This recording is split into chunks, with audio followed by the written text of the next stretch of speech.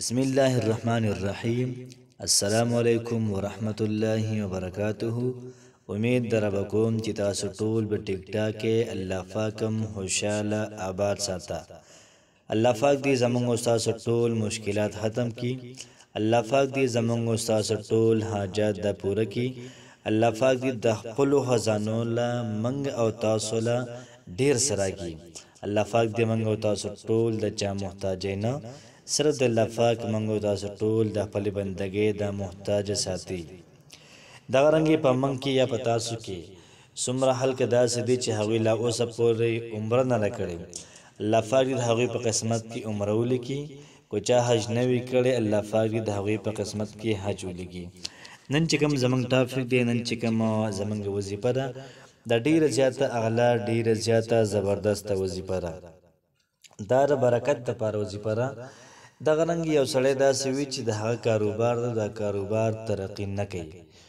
دا وظیفه دی د جمعې په ورځ باندې د جمعې د مانځه نه بعده په یو نیک سړي باندې ولیکي، وپیرې د ولیکي، انشاءالله العزیز الله پاک بوله کاروبار کې ډیره زیاته ګټه ورکړي او ډیره زیاته ترقي به الله پاک کاروبار کې ورکړي. دغه رنګ یو سړی دکاندار دی او د دکان دپاره په یو نیک سړي باندې د جمعې په ورځ د جمعې د مانځه نه بعد وپیرې ولیکي، انشاءالله العزیز الله پاک بوله په دکان کې ډیر زیات خیر او برکت واچوي. دومره خیر او برکت بوله واچوي چې دی به حیرانه شي چې دومره ګټه د کم طرفې راغله. دغه رنګې یو سړی سکول چلی، یو سړی کالج چلی، د جمعې په ورځ باندې د جمعې د مانځه نه بعد په یو نیک سړي د آیات ولیکي په کالج کې یا په سکول کې د ځوړند کې، انشاءالله العزیز سکول او کالج به لکه د سمندر په شان محترم روان وي.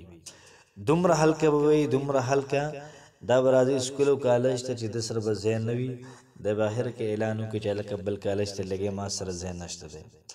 دغه رنګ یو زمیندار دی، هغه د فصل لپاره په یو نیک سړي باندې د جمعې د مانځه نه بعد د ولیکي او دغه رنګې په پټي کې یو ځای کې داسې وي که نه چې محفوظ ځای وي، بالکل سیف وي، او هلته کې نه په هغې باندې باران لګي، دغه رنګې نه په هغې باندې نور لګي، بس محفوظ مقام کې دا کیږي. انشاءالله العزیز الله پاک بوله په پټي کې دغه رنګې په فصل کې ډیر زیات خیر او برکت واچوي. یاد ساتئ چې کله کله پټی داسې وي چې هغې سره خوا کې د سفر غونته وي، نو که په هغې کې کیږي یا داسې وکړي که نه چې دا کوم لیکل دي دا په اوبو کې دا حل کړي، د اوبه به یې داسې ورخ کې ور پرېږدي چې کله دی اوبه حل کوي، نو انشاءالله العزیز الله پاک بوله پکې ډیر زیات خیر او برکت دا واچوي.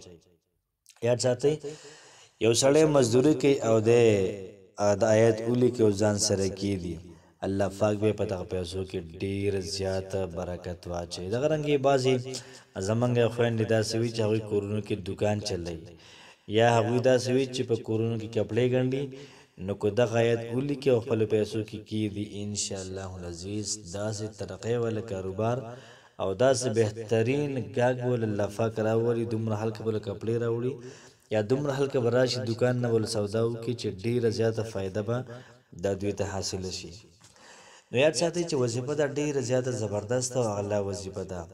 وظیفې ترتیب به دا وي چې مخکې وروسته به یو پیره درود شریف ولیکو او دغه رنګ بسم الله به ولیکو، بیا به دغه آیات 3 پیرې یا 7 پیرې دا به ولیکو د جمعې د مانځه نه بعده په یو ښه سړي باندې، په یو نیک سړي باندې، او انشاءالله العزیز چې دا موږ په کم ځای کې مږدو، هم محفوظ ځای کې کیدو، هم برابر ځای کې کیدو، چې په کم ځای کې دا موږ کیدو بالکل خیر او برکت پکې وي او دغه رنګ ستاسو معیشت دا به ډیر زیات اعلی وي. موږ به راواړو سورة الاعراف 8مه سپاره او دغه رنګې 10 نمبر آیات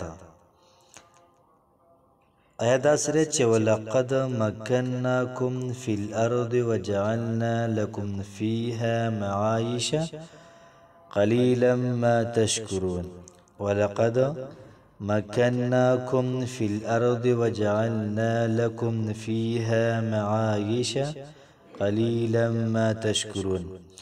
او دا آیات موږ په کاغذ باندې 3 پیرې ولیکو، دغه رنګې د کاغذ په 3 پیرې دم هم کو. دغه رنګ کو دغه آیت موږ پیسو کې ږدو، دغه رنګ یو ځای کې سړی کاروبار کې هلته کېږدي، دغه رنګ دا ویلي کې پټي کې په ورخ کې دا پرېږدي. چې کوم ځای کې د آیت وي انشاءالله العزیز الله پاک به ستاسو معیشت د مخ په ترقۍ باندې دا بوځي. نو ویډیو د ثواب په نیت باندې مخکې شیر کړئ. الله پاک مو خوشحاله ساته. السلام علیکم ورحمت الله وبرکاته.